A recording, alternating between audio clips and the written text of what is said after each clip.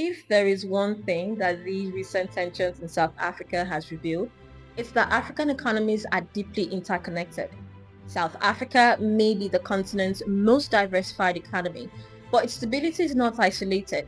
It's structurally linked to the rest of Africa through critical dependencies in the energy, water, raw materials, and its export markets. South Africa has virtually no domestic crude oil reserves, and it relies heavily on imports to sustain its transport and manufacturing sectors.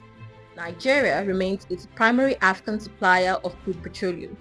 Beyond fuel, South Africa also depends on regional energy flows to keep its economy running. Chronic electricity shortages driven by infrastructure challenges at Eskom, they have all made regional power imports essential. Mozambique, through the Kohara Bassa hydroelectric dam, it plays a key role in stabilizing South Africa's electricity supply during peak demand and shortages. As South Africa transitions away from coal, natural gas has become vital to its industrial base. Mozambique again emerges as a key supplier, delivering gas through regional pipelines that power manufacturing, chemicals, and heavy industry. Water security is also another critical vulnerability.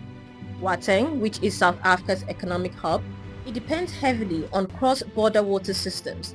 Lesotho Highlands Power Project effectively underwrites supply to millions of people, and it sustains mining through industrial activity that would otherwise face severe disruptions. In mining, South Africa remains regionally dependent.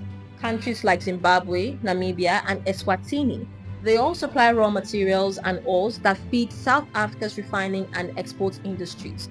They are reinforcing a regional cycle of industrial exchange. Just as it imports resources, South Africa also heavily exports into the African markets.